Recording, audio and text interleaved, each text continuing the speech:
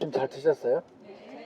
그 갈치국이 약간 취향에 따라 못 드시는 분도 계세요. 그래서 어, 취향을 여쭤보고 해야 할 텐데 제가 다 갈치국으로 밀어붙여가지고 맛이 없을 수도 있었는데 아무튼 즐겁게 드셨기를 바라겠습니다.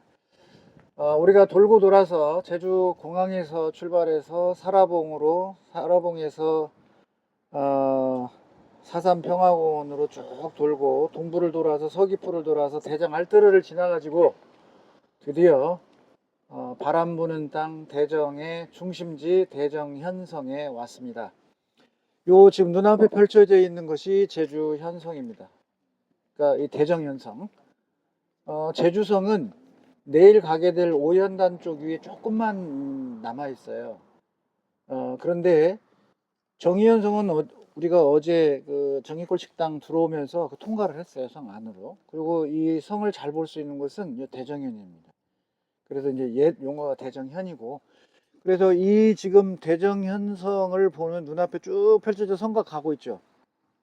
이렇게 성곽이 지금 가고 있잖아요, 저기까지. 그리고 이쪽 우리가 걸어온 길도 성벽이에요. 그래서 대정성의 이 밖에를 우리가 걸어서 지금 여기 왔는데, 그 대정현성의 성곽 바로 앞에 제주 대정 삼이삽이라는 비가 이렇게 있습니다. 혹시 신축 교도의 난이라는 얘기를 들어보셨나요? 이재수의 난. 영화도 옛날에 그 심은하하고 그 영화도 나왔었어요. 저도 그건 이제 여기 한번 본 적이 있는데,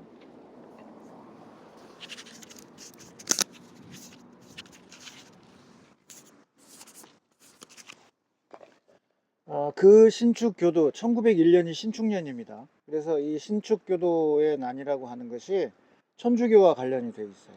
여기 천주교 신자들도 계실 텐데, 당시 이 천주교도에서는 그 사람의 행실과 관계없이, 물론 지금도 그런 거지만 조금 안 좋은 품행을 품은 사람들이 천주교에 막 가입한 적이 있었어요. 그래서 천주교와 관련돼서 이 신축교도의 난이 있는데, 이재수의 난은 바로 여기 이 대정골에서 밀란이 시작돼 가지고 서귀포 쪽으로 가고 이쪽 애월 쪽으로 가고 두 군데로 이제 공격을 해서 제주성을 들어가고, 그 제주성에서 천주교에 가입해 가지고 횡포를 부렸던 사람들을 처단을 합니다. 그 장부가 바로 이재수예요. 그래서 당시에 이재수의 난을 이끌었던 지도부의 이 세 분을 모시기 위해서 제주 분들이 옛 비를 만들었는데, 그 비는 이제 오래돼서 여기다가 묻고, 제가 알기로는요. 그리고 여기다 새로 이제 비를 세웠습니다. 그리고 오래전에 이재수가 태어난 곳이라고 하는 어디를 제가 이 근방에서 답사를 한 적이 있어요. 누가 안내를 해줘서. 그래서 들어가 봤는데 지금 어디 표시가 없어서 모르겠습니다. 여기 마을 이름이 뭐예요? 인성리죠. 이 인성리가 아까 우리가 갔던 소달로름 학살터의 그 희생자들 중에 인성리에 있던 분들이 많이 있었습니다. 여기서 이제 끌려갔다고 보시면 되는데, 이 대정현의 이 특징은 뭐냐면 바로 유배지로서의 많은 특징을 갖습니다. 대표적인 분을 들라고 하면 추사 김정일을 제일 먼저 들겠죠. 추사라고 완당 김정인데, 이 완당이 1840년쯤에 여기에 유배를 와서 8, 9년 있다가 이제 돌아가면서 추사체라고 하는 걸 만들어내고, 또 세안도가 태어나고, 본인이 금수저 집안인데 여기 와서 흙수저의 삶을 살면서 새로운 체를 개발하고 그런 단계에 올라가는 게 여기에서의 유배 생활이 많이 작용했을 것이다, 이렇게 보고 있고요. 그보다 앞선 시기에는 김효사와 때 이세번이라고 하는 분이 여기에 유배를 옵니다. 이세번. 제가 살고 있는 남원에는 그 김효 명연 중에 안철순 선생이 있는데, 그 안철순 선생이 1519년 중앙에 있지 않고 이 구례 현감으로 오면서 목숨을 유지할 수가 있었는데, 그때 이 안철순 선생은 자기와 함께 있던 친후 벗들을 유배로 간 친구 벗들을 찾아다닙니다. 그 중에 한 분이 기준이라는 분이 있어요. 기준. 이 기준은 호남 지방에 기씨들이 정착하게 하는데 배경이 바로 이 김효사화가 배경에 깔려 있습니다. 기준이라는 분이 내려오면서 거기에 이제 노사 기정진이라고 하는 조선 6대 성리학자가 순창행 복흥에서 태어나서 장성에서 성장해가지고 일거의 학문의 한 체계를 만드신 분이 바로 노사 기정진인데 그 후손들도 역시 김효사와 관련돼 있어요. 이 김효사와 관련돼서 이세번이라는 분이 바로 이 대정에 정착하게 됩니다. 그래서 이분들이 정착을 해서 그 후손 중에 하나가 이재수입니다. 그리고 1948년 4월 3일 무장봉기가 시작된 이 제주 4.3의 사령관인 이승진, 본명 이승진, 다른 이름이 바로 이명이 김달삼입니다. 그래서 이 김달삼이라고 하는 인물은 여기 이 대정에서 태어나서 일본 교토에서 이제 학교하고 동경에서도 법학을 전공한 엘리트입니다. 엘리트고 이제 그때 당시 이 귀국에서 이쪽에서 학교 선생님을 했던 분이에요. 그래서 이 지식인의 위치에 있었던 김달삼이 왜 김달삼을 썼냐? 자기 아버지 자기 장인 이름이 강문석인데 이 강문석 장인이 당시 남로당 중앙위원이었어요. 그러니까 제주도가 사회주의 성향이 강하다고 제가 얘기를 했었잖아요. 그래서 이 자기 장인 부인의 아버지가 바로 이 남로당의 중앙위원까지 할 정도로 대단한 분이었는데 이분이 쓴 이름이 바로 김달삼이에요. 그래서 그 김달삼 이름을 사위가 이어갑니다. 그래서 그 이름으로 4.3 때 유격대 대장을 하죠. 그러고 나서 1948년 8월에 해주대회 때 제주 대표로 참여를 하게 되고요. 그 중앙요직에 뽑히는 사람으로 대단한 위치에 가는 거죠. 그 뒤를 이은 사람이 이덕구예요. 그 무장대에 사령관을 잇는 사람이. 그 강문석, 김달삼의 장인이었던 강문석의 증조부가 강도순입니다. 그 강도순 집에 추사 김정희가 유배를 옵니다. 추사 김정희가 유배 와서 강도순이라고 하는 이 지역의 유지 집에 유배 생활을 하면서 강도순을 가르치게 돼요. 그래서 그 강도순의 증손자가 누가 된다? 강문석이 돼서 노동당 남로당의 중앙위원이 됐고 그 중앙위원 강문석의 그 딸을 이승진이라고 하는 인물이 결혼을 하게 되고 그러면서 자기 이름을 장인이 썼던 김달삼 이름을 쓰게 되는 거예요. 제가 지금 얘기하고자 하는 게 뭔지 감을 잡으실 거예요. 그 다음에 바로 이 안에 동계정운이 유배를 이쪽으로 옵니다. 동계정운은 주전파의 대표적인 사람이에요. 언제 때예요? 병자호란 때. 그런데 이 동계정운이 유배 온 데가 이 성 바로 뒤에 있어요. 송죽사 터라고 지금 남아있는데 거기까지는 제가 안 갈 텐데 지금 계속 제가 얘기하는 요지는 이 대정에 유배인들이 많이 왔다고 하는 거예요. 그만큼 여기가 살기가 척박하고 외지에 해당돼요. 그런데 이 대정연에서 제주의 봉기가 많이 발생을 합니다. 그런데 여기에 이 지식인들이 제가 이제 하는 얘기는 아니고 그 유배를 연구한 사람들의 이렇게 얘기를 들어보면 결국 저도 그렇게 동의하지만 이 대정이 못 사는 곳이니까 많은 사람들이 유배를 왔단 말이에요. 그 이세번도 마찬가지고요.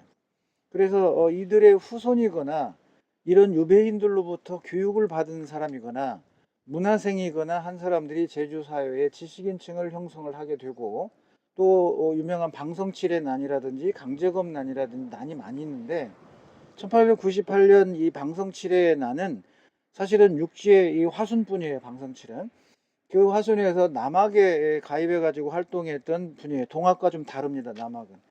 그래서 이제 거기 쫓기는 몸이 돼서 일부 들어와서 여기 화전민을 생활을 하다가 그 화전세를 너무 가혹하게 무니까 그게 출발이 돼서 이 방성칠의 난이 1898년에 일어나게 되고요. 3년 뒤 1901년인 신축년에는 바로 이 대정의 이재수를 필두로 하는 이재수의 난이 일어나게 됩니다.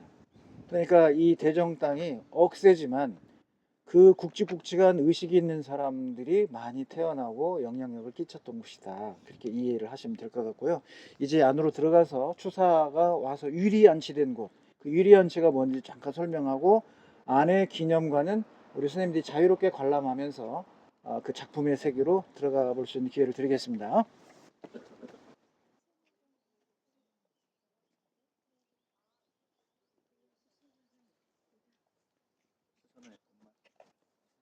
나를 잊지 말라. 물망치야? 미안해. 수정도 참 잘하세요. 곧바로. 뭐 그냥 일체 여유도 없이 수정이 바로 들어갑니다. 원래 꿈을 모르는데 그건 너무 유명한 스스로 거라. 나만 바라보고 그 나르시시 중에. 그리고 자기의 아름다움의 차이가 도취돼요. 향이 여기까지. 그죠? 진짜 진하다. 굉장히 유배지고 이 유배지의 주인은 누구라고요? 추사. 강도순이라고 하는 분입니다. 강도순이라고 하는 이 지역의 유지였고, 그리고 이제 그 강도순은 자기 이 추사 김정일을 여기에 기거하게 했으니까 그 직접 학문을 배울 수 있었을 거 아니에요. 그러니까 추사의 이제 제자 문화생이 되는 거고, 그런 이제 의식을 갖고 그의 이제 증손이 바로 강문석이 되는 거죠. 그 강문석이 또 당대 이 근현대 시점에 1940년대에 남로당의 중앙위원까지 했으니까 이 얼마나 대단한 집안이에요. 그의 사위가 바로 이승진이라고 했다는 거고. 지금 제가 여기 온 이유는 유리안치가 뭔지를 설명드리려고 하는 거예요. 그러니까 이 적거지라는 말 쓰기도 하고 여러 말을 쓰기도 하는데, 유리안치는 이 유배자의 이 기거하는 곳을 탱자나무 가시로 다 덮어버리는 거예요.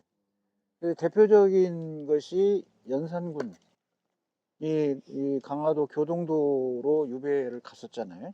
그 유리안치거든요. 그래서 밖에서 지켜 있고 뭐 나가지도 못하게 이렇게 하는 그런 거. 근데 추사 김정희는 저 대정도 왔다 갔다 하고 상당히 이제 큰 인물이었고, 제주 유배인 중에 대체적으로 사형수들을 많이 보냈어요. 감형해가지고. 그러면 정치적 사건에 의해서 온 사람 같은 경우는 상황과 여건이 달라지면 살아서 돌아가면 뭐가 되는 거예요? 중요 또 위치에 갈 거 아니에요. 그렇기 때문에 이 제주에 있는 제주 목사나 이런 이 대정현이나 정의연에 있는 그 목사보다 밑에 있는 그 관리들에게는 함부로 할 수 있는 존재가 아니잖아요. 그러니까 잘 대접을 하는 거, 차후에 어떻게 될지 모르니까. 그래서 이 탱자나무 가시로 이렇게 본래 유리안치의 뜻을 나타내기 위해서 탱자나무가 이렇게 조성이 되어 있는 걸 알고 있고, 완당 선생이 뭘 좋아했어요? 수선화를 좋아했잖아요. 저도 이 수선화를 정말 좋아하는 집에 이 녀석 필 때 많이 기다리거든요. 꽃대가 여러 개 올라와서 막 갈라지고 있는 그런 모습이 향도 좀 진합니다. 자, 그리고 여기가 바로 이제 안에 작품을 전시해 놓은 공간, 일로 들어가는 게 아니고 앞으로 해서 들어가면 돼요. 이 안에 건물을 한번 살펴보고 그리고 갈 텐데, 햇살이 좋죠. 예, 지금 이게 이제 성벽인데 이 성벽 소나무에도 조금만 가면 동계 정원 선생의 유배지가 있습니다. 그래서 이 동계 정원 선생 이야기는 짧게 제가 한 3분 안에 마무리를 할게요. 광해군이 이제 1606년에 선조의 뒤를 이어서 임금이 되고, 그리고 1623년에 인조반정으로 이제 직위를 빼앗기면서 강화도로 유배를 가잖아요. 그런데 이때 이제 인목대비와 관련돼서 자기의 이 동생, 광해군 자기의 이 동생, 어린 동생을 강화도로 유배해서 생활을 하고 있는데, 강화도에 있는 그 강화 책임자, 뭐라고 해야 돼요? 강화 현령이라고 해야 되나? 그래서 증살했던 얘기 들어보셨어요? 증살. 예. 뜨겁게 그 방을 떼가지고 익혀 죽는 거죠. 그래서 이거를 당시 학자인 동계 정원 선생이 직접 들어갔어요. 어떤 역할을 갖고 온 게 자기가 간 거예요. 그래서 가서 조사를 해보니까 이거는 말이 안 되는 거예요. 그래서 광해군에게 그자를 잡아들여서, 그러니까 벌을 줘야 되고. 근데 지금 광해군은 자기와의 어떤 정치적 대척점에 있었기 때문에 그렇게 보낸 건데, 동계라고 하는 이 정원이, 동계 정원 선생이 막 그러니까 막 뭐 던져버리죠, 막. 그래서 이 동계 정원을 제주도로 유배를 보내게 되는 겁니다.